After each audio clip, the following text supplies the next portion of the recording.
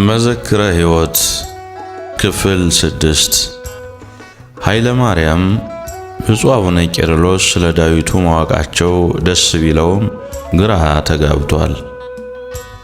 ወራቱ ነሐሴ መጀመሪያ ስለነበረ ለደብረ ታቦር ዝክር የጥሬ እህል ማሰባሰቢያ ወቅት ነው። ገብስና ስንዴ በቆሎም ጭምር ለጠላ የሚሆን ይሰበሰባል።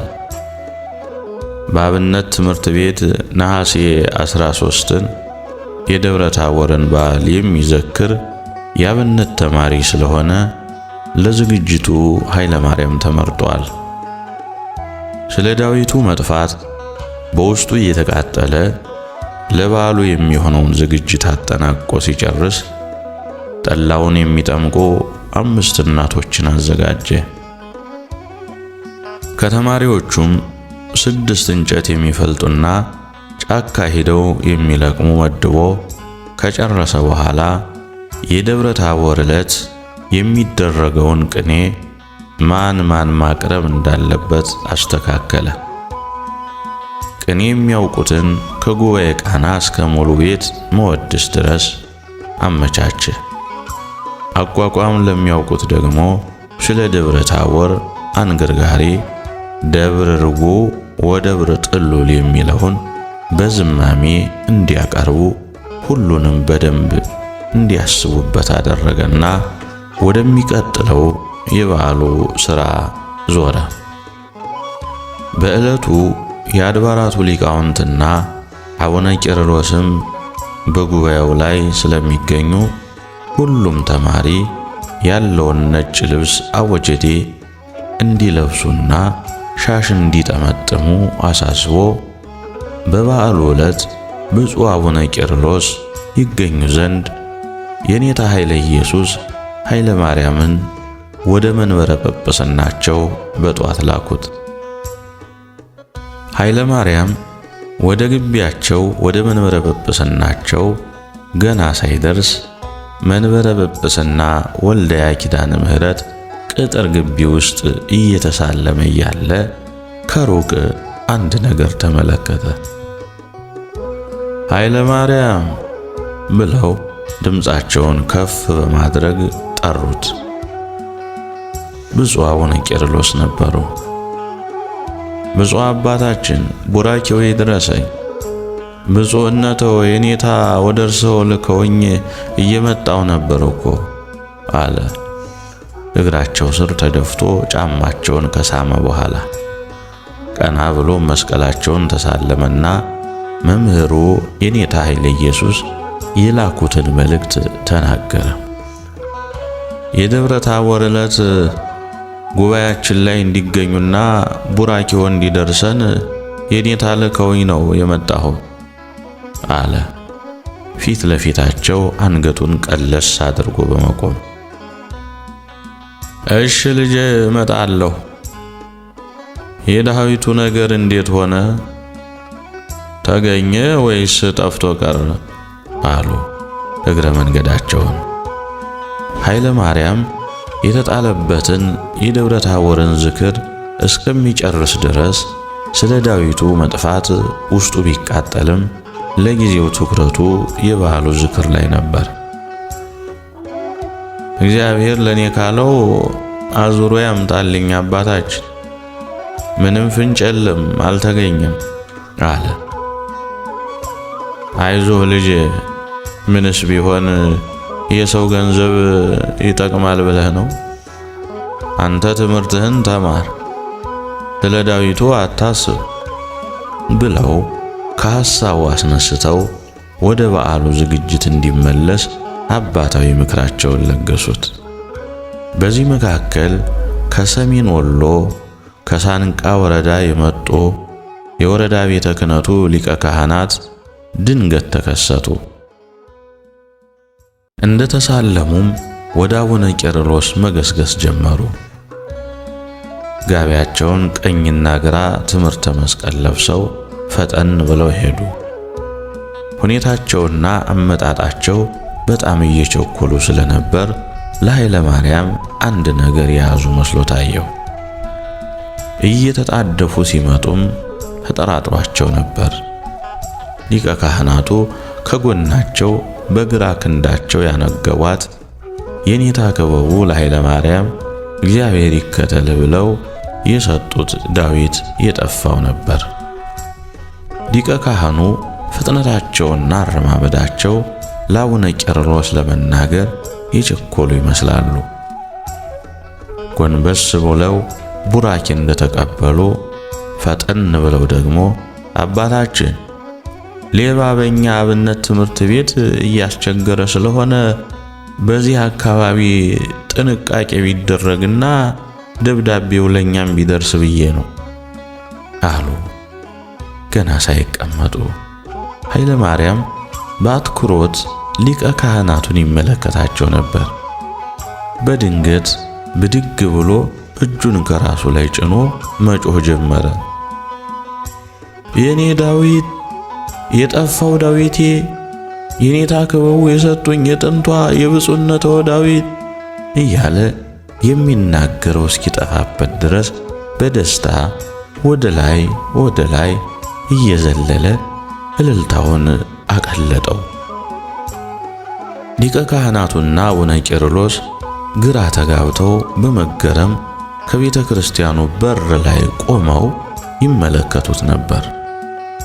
የተማሪውን ደስታና እልልታ በመመልከት ቤተ ክርስቲያን ይሳለሙ የነበሩት ምዕመናን ሁሉ የቆሎ ተማሪው አበሻው አሰከረው ምን ሆነ እስኪሉ ድረስ ቆመው እየተመለከቱ ተገረሙ። የኔታ ክበቡን በክርስትና ስማቸው እየጠራ ጸሎተው ረዳኝ አልተለየኝም ገብረ ሚካኤል ይላል ባለማቋረጥ። ዳዊቱ ከሊቀ ካህናቱ ትከሻ ላይ አልወረደም ነበር። ኃይለ ማርያም ስለምን እንደሚናገርም ሊቀ ካህኑ አልገባቸውም ነበር። ልጄ ረጋ በል ምን ነካ አሉ አቡነ ቄርሎስ በቁጣ ንግግር። ኃይለ ማርያም ዳዊቱን እንዳየ አቡነ ቄርሎስና ሊቀ ካህናቱ አላወቁም ነበር። ነገሩ ምን እንደሆነ ለማረጋገጥ ሁሉም ሰው አንድ አካባቢ ተሰበሰበና የኃይለ ማርያምን ሁኔታ መመልከት ጀመረ። ከደስታው ብዛት አንጻር ኃይለ ማርያም ብዙ ጮሆም ስለነበር የልብ ድካሙ ተነሳበትና ተዝለፍልፎ ወደቀ። የአቋቋም ዜማ እንዳይጮህ ተከልክሎም ስለነበረ ላቡ እንደ ውሃ እየወረደ ልብሱን አርሶታል። ድንገት ድክምክም ማለት ጀመረ። ሊቀ ካህናቱ ወደ ኃይለ ማርያም ቀረብ ብለው ትምህርተ ሕወሓት እየደገሙ አንገቱን ቀና አድርገው ታዶር፣ አላዶር፣ ዳናት፣ አዴራ፣ ሮዳስ እያሉ ቅንዋተ መስቀሉን ይደግማሉ። ያኔ አይኑ ብልጭ ማለት ጀመረ። ብፁዕ አቡነ ቄርሎስም በመስቀላቸው ግንባሩን እያስነኩ አይዞ የኔ ልጅ ተረጋጋ፣ ኦ ሚካኤል፣ ኦ ሚካኤል፣ ኦ መተንብል ካህና አርያም ትሰመይ ቢጸ ሱራፌል እያሉ ድርሳነ ሚካኤል በቃላቸው ይደግሙለታል። የአብነት ትምህርት ቤት ጓደኞቹ ተደናግጠው በመሰባሰብ ውዳሴ ማርያም ይጸልዩለታል። አቡነ ቄርሎስ ጸበሉን ከረጩት በኋላ አታፍኑት፣ ለቀቅ አድርጉት፣ ደህና ነው አሉ። አንገቱን ቀና አድርገው ግንባሩ ላይ እፍ ሲሉበት ከእንቅልፉ እንደሚነቃ ብንን አለ። ቀኝ እጁን ወደ ሊቀ ካህናቱ አንስቶ ከደረታቸው ላይ አሳረፈው። በረጅሙ በፈትል ክር የታሰረውን ብረት መስቀላቸውን በእጁ ያዝ አድርጎ አይናቸውን ተመለከታቸው። ሊቀ ካህናቱም ወደ ኃይለ ማርያም ግንባር መስቀሉን ጠጋ ሲያደርጉለት የኔታ ክበቡ ስጦታ ዳዊት የኃይለ ማርያም ደረት ላይ አረፈች። መስቀሉን ተሳልሞ የዳዊቱን ማህደር ከግንባሩ ከፊቱ እያሻሸ መናገር ጀመረ። አባታችን አለ ፊቱን ወደ አቡነ ቄርሎስ መልሶ እንባው በጉንጮቹ መካከል እየወረደ ልጄ ምንድነው እንዲህ ያደረገ? በሰላም ነው? አይዞ ንቃ። ከዚህ ቀደም ያምህ ነበር እንዴ? አሉ። አባታችን እንዲህ አድርጎኝ አያውቅም። ነገር ግን ዳዊቴን ከሩቅ አይቼ ደስታዬን መቆጣጠር ስላልቻልኩኝ ነው አለ። አቡነ ቄርሎስ አሁንም ያልተሻለውና እየቃዠ መሰላቸው። ከየት አየኸው ልጅ? ማን ነው የያዘው? አሉ ግራ ተጋብተው ተማሪዎቹን እየተመለከቱ። እኚህ አባት የያዙት የኔ ዳዊት ነው አለ ለመነሳት መሬቱን በእጁ ተመርኩዞ እየተውተረተረና ድጋፍ እየፈለገ። እውነትህን ነው? እስኪ ሊቀ ካህናት አምጣው አሉ የሊቀ ካህናቱን ጋቢ ወደ ላይ ከፍ በማድረግ። ወዝ የጠገበ ማህደሩ ከቆዳ የተሰራ የማንገሻ ጠፍሩን በቀላሉ የማይበጠስ ጠንካራና የለፋ ስለነበረ ተመለከቱት። ሁሉም ተማሪዎች በአንድ ድምፅ የኃይለ ማርያም ዳዊት፣ የኃይለ ማርያም ዳዊት፣ የኃይለ ማርያም ዳዊት፣ አይገርምም አይገርምም አሉ አካባቢውን በጩኸት በማስተጋባት። አቡነ ቄርሎስ ቶሎ ብለው ጥንት የተማሩበት የአባታቸው ዳዊት መሆኑን ለማረጋገጥ ከሊቀ ካህናቱ ቀበል አድርገው ከማህደሩ ውስጥ ዳዊቱን አውጥተው ቀድሞ ተጽፎበት የነበረውን ምልክት ተመለከቱ። ቀድሞው ከኃይለ ማርያም ጋር ስለ ዳዊቱ ተነጋግረው ስለነበረ ማረጋገጥ ፈለጉ። ከመጀመሪያው ምዕራፍ ራስጌ ላይ የተጻፈውን ገብረ መድኅን የሚለውንና ከጀርባ ያለውን የዚህ ዳዊት ጸሐፊ ኃጥእ ወአባሲ የሚለውን ምልክት ካረጋገጡ በኋላ ቀድሞ አባታቸው ብራና ፍቀው ቀለም አዋህደው የጻፉት ዳዊት እንደሆነ እሳቸውም እንደተማሩበት አቡነ ቄርሎስ ሳይረሱ በማስታወሳቸው ግርምት ፈጠረባቸው። እንባቸውን በማሐረማቸው እያበሱ ሊቀ ካህናቱን ከየት እንዳገኘው ጠየቁት። አንድ የቆሎ ተማሪ ስንቅ አልቆብኝ የምበላው አጥቼ ዳዊት የሚገዛ ካለ አስማሙኝ ሲል ገዛሁት አባታችን። በአጋጣሚ ደግሞ ዳዊት ስላልነበረኝ ነው። ዳዊቱ የብራና ስለሆነ ለጥንካሬው ብዬ 25 ብር ገዛሁት አሉ ሊቀ ካህኑ።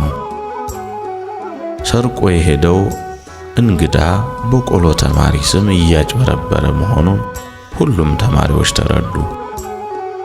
ወደፊት እንግዳ መስሎ የሚመጣውን ሰው እንዲለዩ አቡነ ቄርሎስ ምክርና ተግሳጽ ለአብነት ተማሪዎቹ በቤተ ክርስቲያን የስብከተ ወንጌል አዳራሽ ውስጥ ሰብስበው አስጠነቀቋቸው።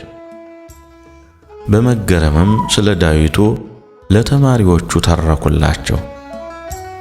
አቤት የዚህች ዳዊት ታሪክ! ከስንት ጊዜ በኋላ የማይታሰብ እኮ ነው እያሉ በግምት የዳዊቱን ዕድሜ ወደ 90 ዓመት አደረሱት። ይህም ቀድሞ ከነበሩት አባታቸው ዘመን ተደምሮ ሲሆን ነው። ቢያንስ ይህች ዳዊት ከ10 ሰው በላይ አስተምራለች። ብዙ ዳዊቶች አንዳንድ ስህተት ከጻፊያቸው የተነሳ ሲኖርባቸው ለነዚህ ስህተት ምስክር የሚሆን ይሄ ዳዊት ነበር አሉ አቡነ ቄርሎስ በነገሩ በጣም ከገረማቸውና ትዝ ካላቸው ትዝታ ጋር እየደመሩ አባታቸውንም እያስታወሱ ከዳዊቱ ዕድሜ ጋር ያነጻጸሩት ነበር። ኃይለ ማርያምን ስለ ዳዊቱ ለማነጋገር ፈልገው አቡነ ቄርሎስ ለሊቀ ካህናቱ የዳዊቱን ዋጋ የገዛበትን 25 ብር ሰጥተው ነቅታችሁ ቤተክርስቲያናችሁን ጠብቁ አደራ ብለው ሸኙት። ዳዊቱ ከባለቤቱ አትውጣ ሲለው እግዚአብሔር አዙሮ ወደኔ አመጣው። ምን ይሻላል ኃይለ ማርያም አሉ ለብቻው ወደ ቤተ ክርስቲያኑ ምስራቅ በር ዘወር አድርገው።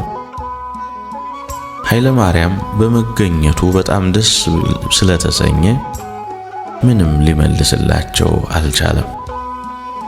ነገር ግን የእሳቸውን ሐሳብ በበጎ ነገር መቀበል ፈለገ።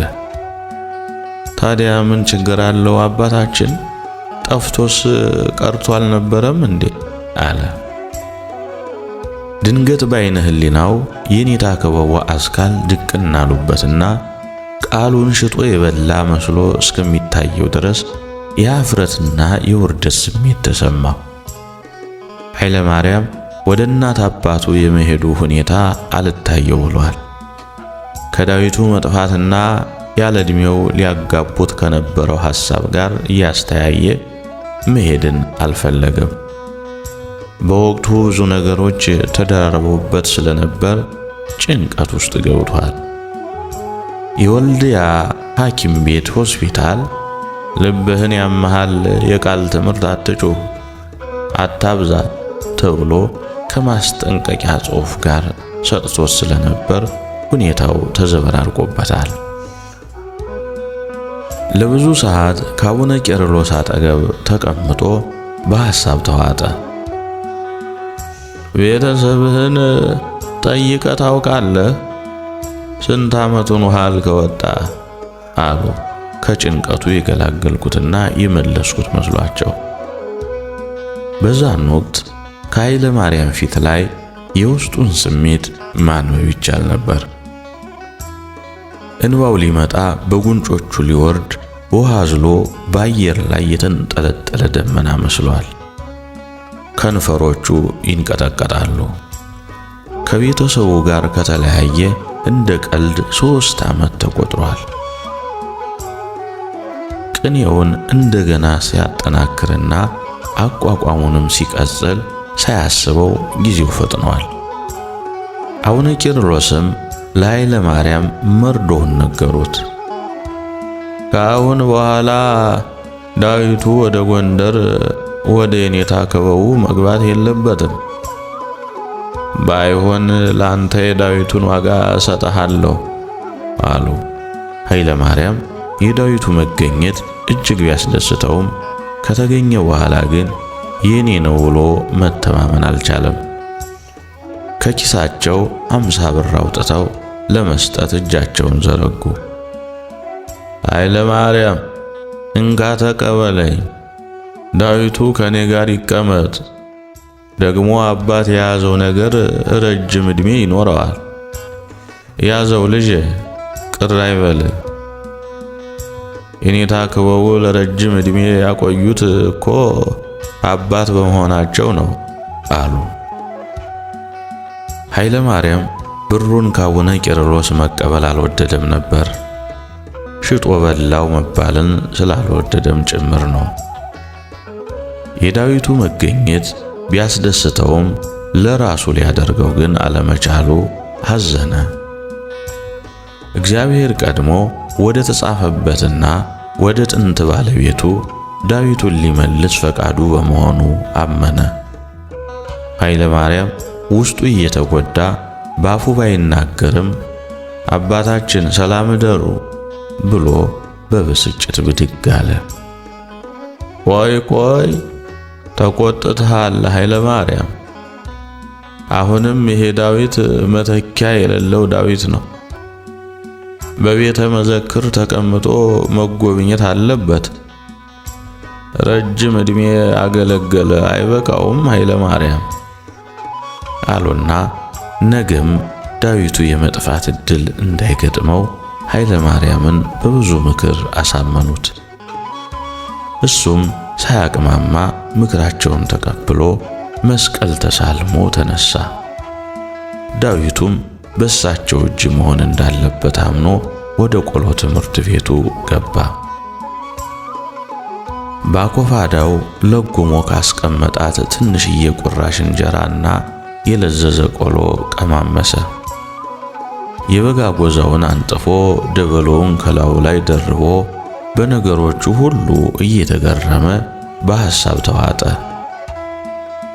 ደግሞ የልብ በሽታው ከጓደኛ በታች ራሱን እንዲመለከት ስላደረገው ጓደኞቹ አቋቋም ትምህርታቸውን ሲቀጥሉ በብስጭት ራሱን የማይረባና የማይጠቅም አድርጎታል። አንዳንድ ጊዜም ወደ ልቡ ሲመለስ መብርሃን ታውቃለች፣ ሰው በዚህ ትምህርት ብቻ አይኖርም እያለ እንባውን እየጠረገ ራሱን ያጽናናል።